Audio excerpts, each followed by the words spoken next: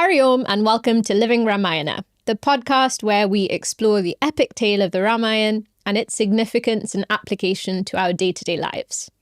We are joined in the studio today by Karishma, one of our study group facilitators, and we'll be getting into a discussion on today's theme with her in a little while. First, we will dive back into the story. We had left Sri Ram, Lakshman and Sita ji in Chitrakoot, where they're making their new home. From Ayodhya, Sumantra the minister had accompanied them, and he's now come back. And he returns back, finds King Dashrath again in the same state really as which he had left. All the queens, Kausalya, Sumitra, etc., also deeply grieving. And when Sumantra comes back, even though they really speaking knew that Sri Ram wasn't going to return with him, they still had a sort of a tiny bit of hope. And when he comes back and they see that he's alone, they are devastated once again. And Sumantra tries his best to sort of alleviate their sorrow by telling them that the three of them are very happy now in the forest. Chitrakoot is a beautiful place and, you know, they've settled down well. They have all these rishis, etc., staying around them. And as much as he tries, obviously no one can take away the sorrow from these parents, because that's who they are, right, in this situation. Two parents whose son has, two sons and daughter-in-law have been sent away. So they are unable to really kind of accept the fact that these three are not coming back, Sri Ram, Sita ji and Lakshman. And interestingly, there is a portion in the Valmiki Ramayana where it's actually Queen Kausalya who is so upset and so frustrated at what's happened. She turns to King Dashrath and essentially says, "What kind of man are you that you've allowed this to happen? What kind of king are you? What kind of father are you?" And she speaks very harshly towards him. And once she's finished, he looks at her and he says, "I'm so sorry. I beg you not to look at me with this hostility that I see in your eyes. I know the cause of the suffering that we are going through right now." And he proceeds to tell her a story. He says, "Many years ago when I was younger, I went hunting. And when he was a prince, so this was a pastime of his, King Dashrath would go. And once he went at night, and he went to the banks of a nearby river, because he thought there he would find an animal who had come to kind of drink water. And he was so skilled as a hunter that without being able to see what his target was, he would release an arrow from his bow and it would find its mark. So he gets to the banks of this river and he hears a sound that he takes to be an animal drinking water. And so listening carefully, he aims his arrow in that direction. And when the arrow meets its target, he hears a distinctly human cry of pain. And immediately he knows that something has gone wrong. He's made a mistake. And so he runs to that place. And instead of finding an animal, as he expected, he finds a young boy. And this boy is lying on the ground with an arrow in his body, crying out in pain. And he sees Dashrath and he says, "Who are you? And why have you struck me? What wrong have I done to you? Why am I now meeting my death at your hands?" King Dashrath says, he explains that, he didn't know. And he says, I am so sorry. There was no way that I could tell that it was you who was filling water. And I have struck you unintentionally. So he tells this boy who he is. This boy's name is Shravan Kumar. He introduces himself. And he looks at him. And what Dashrath recognizes in that moment is, if the arrow stays in his body, then there may be a way of him, his life being saved, right? If he can get the proper attention, etc. Shravan Kumar also has the same realization in this moment. And he looks at King Dashrath and he says, "I know that you are extremely remorseful about what's happened, but my mind is now calm and I'm ready to meet my death. You can remove this arrow from my body. But once you've done that, you need to go and explain to my parents what's happened, because they're waiting for me. And not only are they very elderly, they're also both blind. They're completely reliant on me. So 1, you need to take this water that I've filled to them. And 2, you need to explain to them what's happened."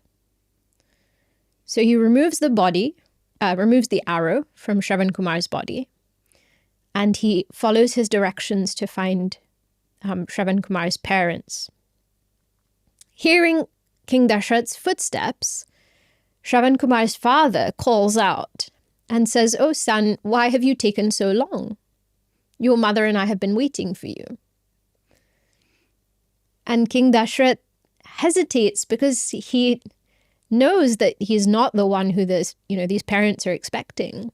And finally he says, "I'm the prince of this kingdom and your son has been killed by me. It was an accident, but he was struck by my arrow, and now he lies on the banks of the river." Immediately, Shravan Kumar's father says, "The fact that you've come and told me this means that you are saved from so much evil, basically. You are saved from the negative consequences of what you've done to a great extent because of the fact that you've immediately come and told me what's happened." And he actually says, if you hadn't, you would have died instantly because of the sin that you've committed. He then asks to be taken to that place where Shravan Kumar's body is. So King Dashrath takes both mother and father to Shravan Kumar's body. And of course, they can't see, but they feel his body. And both are lamenting and both are sort of calling out to their son. And they say that, now that the usual expression of grief comes from them, essentially. This is what's described. They say that, "How can we live without you? Because we're completely dependent on you. Our lives are not worth living anymore." And then Shravan Kumar's father says, "You have caused so much grief and so much sorrow to us both that I now curse you, that in the same way that you have made me suffer because of the premature death of my son, you will suffer, and when your son goes away, you will not be able to live without him." Having said so, now what happens in the story is they build a fire, the parents, and both enter into that fire and give up their lives. And King Dashrath, having received this curse, then goes back to Ayodhya. And so he narrates all of this to Queen Kausalya, and he says, this is the reason for what's happened today. And having told the story, he now raises his head and says that actually I can't even see any of you anymore. The life is leaving my body, and this grief has overtaken me completely. I know that I cannot last for a moment longer. I cannot live for a moment longer without Rama. And saying so, he gives up his body. His life comes to an end. Now, something to think about. When we try and understand the theory of karma, we often try to identify a direct cause for experiences that we have. So King Dashrath is very clearly able to see that the reason for this happening is a karma that I've performed in my past. We're not always able to make that connection. How important is it for us to know why we're going through what we're going through in our life? Do we really need to know exactly what karma has brought about these experiences to us? And what value does it add when we are able to identify cause and effect in that way in our own experience of our lives? What do you think? Shripriya, I think everyone is after answers in their life. And, when you are going through such grief and turmoil and just angst in your own experiences of day to day, and there's no core reason for it, it's really hard to just say, well, it's just because of karma and I must have done something, either in this life or a previous life, that has resulted in what I'm going through now. So from a very practical day-to-day perspective, I can understand why wanting an answer makes the grief maybe a little bit easier to overcome, because it's not just this thing of, oh, my life is just the way it is, and I'm constantly comparing it to other people and everything seems so easy for them, and I have no answer as to why my life is paving out in this way. So from that point of view, there is a very easy way of being like, well, if I had the answer, I could just overcome it. But you're right in saying that I think it's quite rare for you to figure out, what was the actual cause of something that's happening, especially if you haven't even done the reflection to come to that conclusion. Mm-hmm. And I think if you try to go through life and just take every experience and almost shift that concept of karma on its head. I don't know whether you can do this or not, but just that subtle reframing of, okay, I've just been dealt this card. How can I make the best of it? I think is one of the easiest ways in which you can look to overcome that.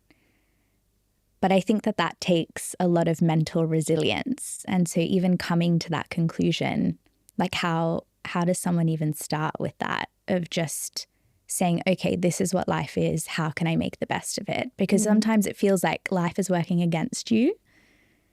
And you don't want to sit there being pitiful about yourself, but sometimes that's, I guess, how it can feel. Yeah. Yeah. Yeah, definitely. And I think sometimes the trap that we fall into or can fall into is that we want to find the cause, not necessarily because we want to learn from it and avoid the same mistake, but a lot of the time it's just so we can find out who's responsible. And kind of that tendency to apportion blame is very kind of it's an easy one to fall into, I guess. So if we're looking for the cause so that we can learn from it, then I guess that's one way in which it could be helpful. Yeah. And otherwise, developing that ability to just accept, like you said, that, you know, these are the cards we've been dealt. How can we just deal with it and, you know, do the best that we can with what we have? Yeah. Yeah. I think it maybe might be helpful to first explore the concept of karma a little bit more in depth, because, you know, you hear it in pop culture of, oh, that's the karma coming back to you. But what actually is it? And is there a nuance or difference between fate or destiny, and or how do those concepts kind of interlink, if they do at all? So really simply, karma is action, right? The literal word of the literal meaning of the word karma is action. And I think it's really helpful to kind of try and understand karma in terms of cause and effect, which is how Gurudev always kind of explained that concept, right? And the law of cause and effect implies, so three things. So every effect has a cause. The result of every action, right, which is the effect, is proportionate to that cause. And the effect is nothing but the cause in a different form, right? In other words, basically, these two things are inextricably linked. So you have action and you have result, right? Which basically means that there is nothing that we do that doesn't have some kind of impact. And there is nothing we experience that doesn't have its root in something that we have done earlier. So the other sort of things to bear in mind with karma is, one, the result always comes back to the performer of the action, right? So we never experience the result of someone else's action, only of what we've done. And it might be a day later, it might be a few months later, it might be a few years later, it could be lifetimes later. But that karma will give its result, and it will come only to the person who has performed the action. So in that way, it's kind of cause and effect, like he says. And I think these ideas of fate or destiny, you can kind of see how they work even within these terms. So when you think of the results of action, right, and you kind of divorce that experience from the action that has been performed, that's basically what we think of as fate, right? It's like all the stuff that comes to us, whether it's an experience or a person we meet or a situation we're put into. All of it is happening because of something we've done. But when we ignore the fact that it's something we've done that's bringing us that result, then we're like, oh, wow, this is either in a good way or a bad way, right? That this is destiny or this is fate. And if we keep the action kind of, when we include that in our thinking about fate or destiny, then what it does is it empowers us to say that actually, if the result of my karma is fate, then the way that my destiny is molded is through the action that I perform. And that means my destiny is in my own hands, right? The results that are coming to me are because of what I've done. Then if I do, in a very simplistic way, if I do good, I'll get good results. And so that's kind of one way of understanding the idea of fate. Yeah, there's a lot of, I really liked the explanation you gave there of everything that you do will eventually come back to you, whether it's in a positive or negative form. And that almost I guess, positive aspect you can pull out of linking it to fate or destiny if you choose to. Yeah. I think now linking back to the story, it was quite clear that King Dashrath didn't want to intentionally kill. It just happened. And of course, the sin was reduced because of King Dashrath going up to the parents and, you know, explaining what actually happened. But is there a differentiation between intention and action when it comes to karma and what then actually folds out for you? And can you take any solace in that? Or is it just what you do will come back to you and you just have to be okay with that? There's definitely room for intention and motivation, and that being taken into account when we do action. And I think that the interesting thing is that, you know, we often think of them as two separate things, right?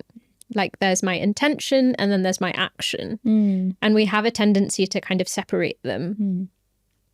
But our intention so often, like, it influences our action, right? Like it changes the way that we,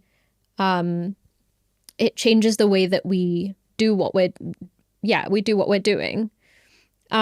So for example, if you take a parent, right, who wants to protect a child, say they have like a toddler who is walking towards something that's dangerous for them, like an open flame or something. Yeah. Right.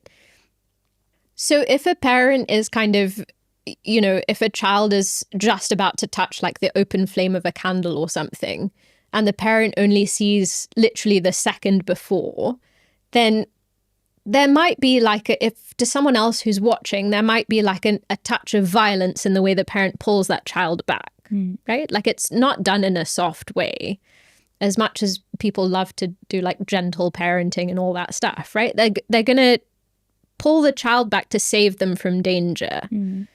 Now that if the child gets hurt or shocked by that, right, and starts crying, that's not to say that the parent has done something bad in saving that child, right? Because the entire purpose of that action, which is what determines their intention, right, is a positive one. Yeah. And so intention is really important. And that means that we also have to be clear about why it is that we're doing what we're doing. Because then we will know for sure our own intentions. Sometimes, this is a really simple example, right? But sometimes our intentions are a little murky even to ourselves. Sometimes we have like mixed intentions, right? So we can tell ourselves, oh, I'm doing this for the good of the other person. But sometimes there is some selfish kind of interest in there as well. Or I'm doing this for a noble reason, but it's mixed in with some kind of, you know, some other motivation. So again, that will determine the way that I do the action, right? So intention is important, basically, right? And we should, if we can, as much as we can, pay attention to it and hold ourselves accountable for the intentions that we hold with our actions, because they'll influence the way we do them, and that will then impact the type of result that we get. The other part of it is that if I have a good intention and the action doesn't necessarily give me the kind of result that I'm looking for, theoretically, it's easier for me to accept an undesired result if I have a good intention. Because then I can say, well, I meant well. And so even if it didn't turn out exactly how I wanted it to, I can still kind of console myself with that thought. And if the intention really is noble and selfless, then I don't mind trying again in a different way or the same way or, you know, whatever. And so, yeah, intention then, it does play a part for sure, and it is important. Thanks, Shripriya. I really loved what you said about in life, making sure you actually know what you're doing, what you want and how you're doing it. And I think for so many young people, and, we even talk about this in study class, it kind of feels like you're just stuck in this loop and this cycle where you just do certain things, A, because it's the norm, or B, because you feel like you have to do it, whether it's pressures from X, Y, and Z. But how can understanding the role of karma make us more intentional in life? Because I think that's what people are truly seeking, right? The idea of feeling stuck in this cycle just doesn't really appeal to people. And people do want to be more intentional, but there is almost this fear that is associated with it. So is there an interlink between how karma links to our own intentional growth, inner growth, and spiritual transformation as well? I think understanding the way that karma works itself would have a huge impact on all of that. Because if I really understood that everything that I'm doing on a day-to-day basis is going to produce a result, and it's going to come back to me, and I'm going to have to go through that experience, I think we would automatically become more intentional, right? Even with our kind of, just like those micro habits that we have formed, or the actions that we do on a day-to-day basis. So I think one is just understanding the principle of karma, right? And knowing that if I want to have a good experience in life, and if I want life to be filled with not just good, but like meaningful experiences, then I have to be really clear about what I'm doing and why. And I think that would really help with us being more, more intentional, like you said, with, the actions that we're performing. And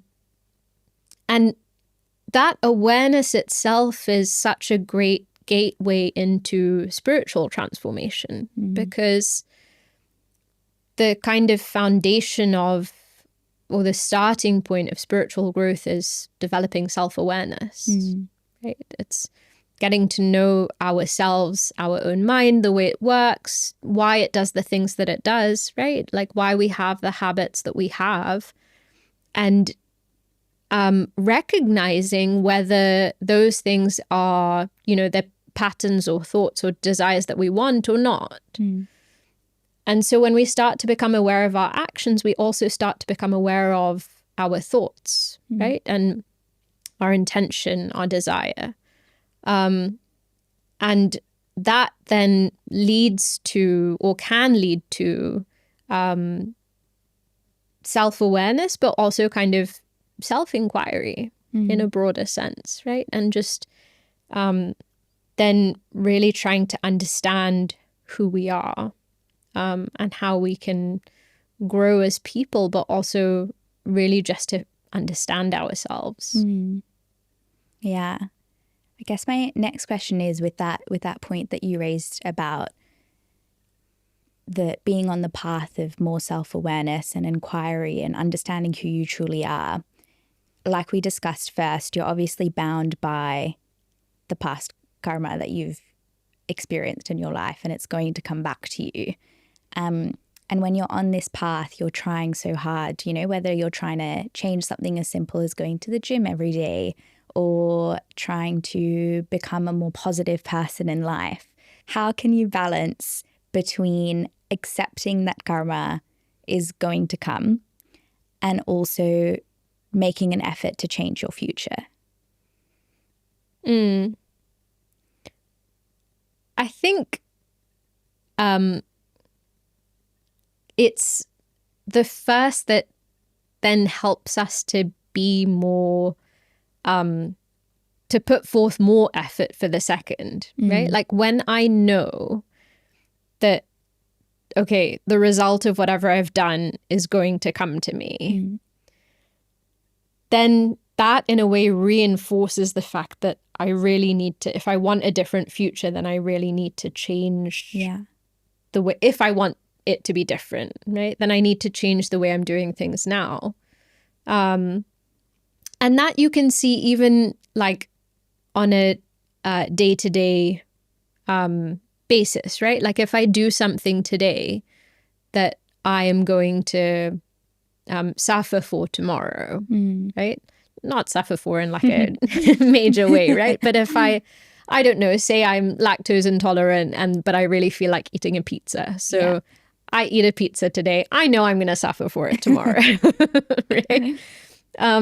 And so when tomorrow comes and I'm going through that very uncomfortable experience of dealing with that, then one, it could be that I could just say, well, it was worth it.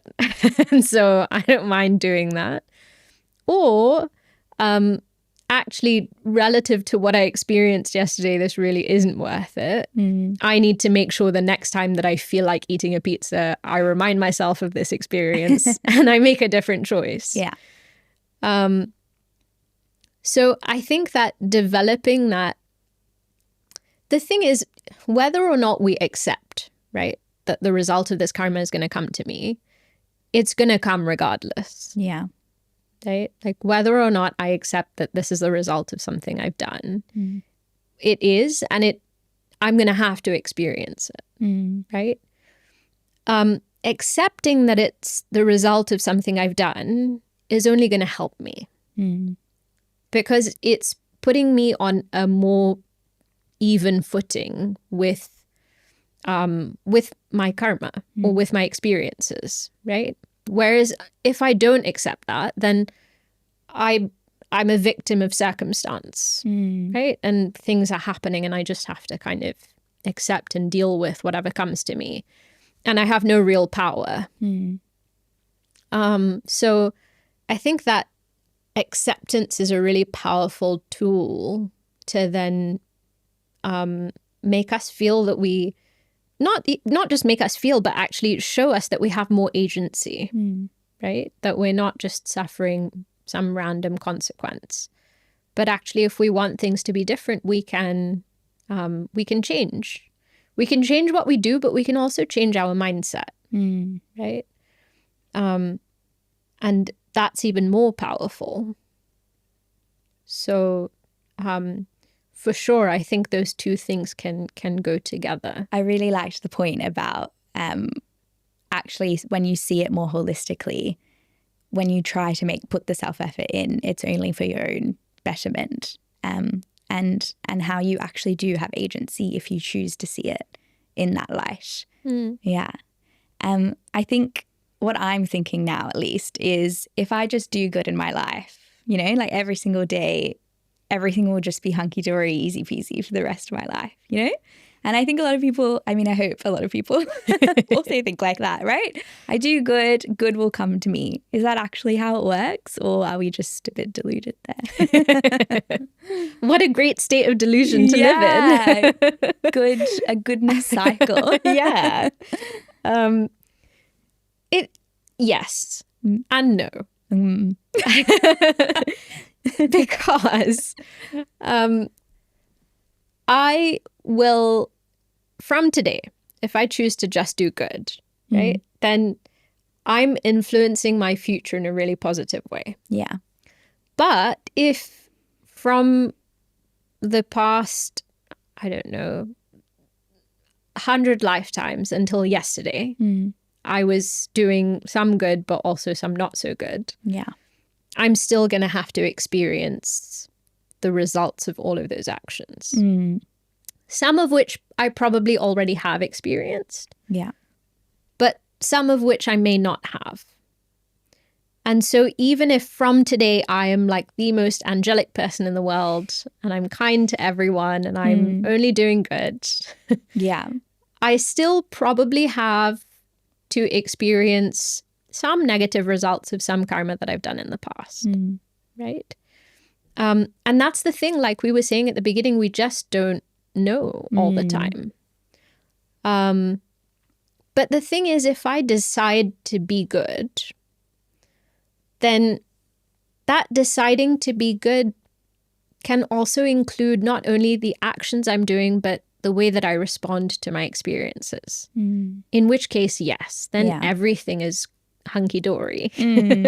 Because then with that shift in mindset, even with a negative experience, I'm looking at, okay, what can I learn here, right? Or how can I transform this into a positive thing? So it can be that we make the decision today and transform our lives permanently for the better. That's not to say that me deciding to be good negates the effect of any bad karma that I've done in the past. Unfortunately, that is not the way that it works.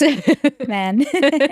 But I think there's some solace people can gain in that life isn't always going to be easy. And that's the case for everyone. You know, it's like bad experiences, not feeling too good, not getting everything the way you planned it out to be is never going to be anyone's life. And I feel like this whole conversation is kind of enlightening that the more you can accept that to be true, the more that you can change that for the positive rather than succumbing to it, which I feel like a lot of people fall trapped to, of like, everything just sucks and so life will just continue to be like this.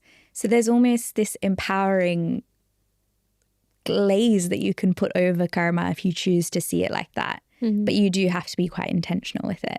Yeah.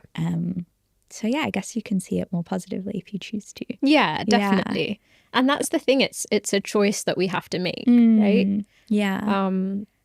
Yeah. I think, but on the topic of life not being that positive, I feel like a lot of people experience guilt.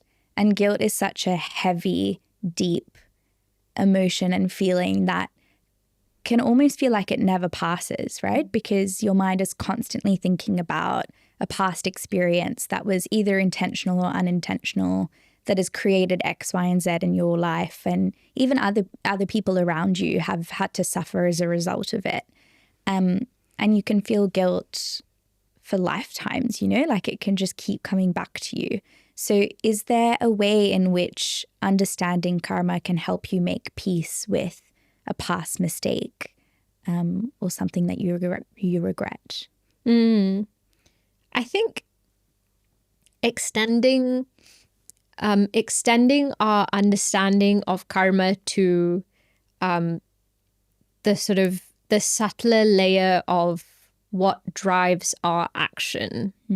And the technical word that we would use for that is vasana, right? So the impressions that are left over from our experiences, then those kind of mental impressions drive why we do what we then do and the choices that we make. And I think a big part of letting go of guilt and regret is reminding ourselves that when I made that choice or when I did that action, I did it in the context of my own vasanas. And so when if you know, that experience or situation calls for forgiving ourselves or self-compassion, then that's one way of doing it, is just understanding that I acted in a way that was very much framed by my own vasanas. And I, you know, maybe just did the best that I could in that situation. And so I think that understanding is really helpful. And I think shifting from, I think we were talking about this in an earlier episode, and the difference between guilt and regret. And shifting that kind of, because I think guilt is very much, it's an emotion that I associate with myself when I've done something wrong, whereas regret is tied to the action. Yeah. And so I think shifting from feeling guilty to regretting something that I've done is more helpful in a way, because when I feel guilty about myself, I sort of I limit the possibilities for change and for me to do things differently in future, because then I carry that guilt with me in every situation that I go into. Whereas regret is, okay, I made a mistake. I don't want to do it again. Let me make a different choice. And guilt is like, I'm a terrible person. So now I'm in this new situation. I'm still a terrible person. Yeah. I'm then with that mindset more likely to make, a choice that I'll regret in future. So I think that shift helps or could help. And then I think also just, being a bit more understanding of ourselves when we've made mistakes. And then making the resolve to do things differently, right? Like reminding ourselves that, I made a mistake, but I can change and I can do things differently. And it doesn't have to be that, the future is a repeat of what's come in the past. Yeah, thank you, Shripriya. I think that gives quite a practical lens of looking at it. And I really liked the imagery that comes with, if you still hold on to those deep emotions, they carry through in every single one of your interactions. And it's almost like this, like this heavy bag that you're carrying that just is pushing you down rather than you just trying to uplift yourself and see who you truly are. Yeah, I think that definitely is... there are so many ways to look at karma that make us more empowered rather than less. And I think that's the really important thing, is that we don't think of karma in a way that kind of takes away our scope for self-effort, because that's something that, is always spoken about in the same breath every time when we speak about karma. It is not only that results come to us, but we have a certain amount of free will when we're choosing to act, and also in our intentions. So definitely, that's very important. Great. Thank you, Karishma, for joining us today on the podcast. It's been a pleasure having you. And to all our listeners, we will see you again in the next episode. Hari Om. Thank you for listening to this episode of Living Ramayana. To stay updated on Chinmaya Mission UK's activities, visit our website chinmayauk.org and follow us on social media. Subscribe to this podcast and join us for the next episode. Hari Om.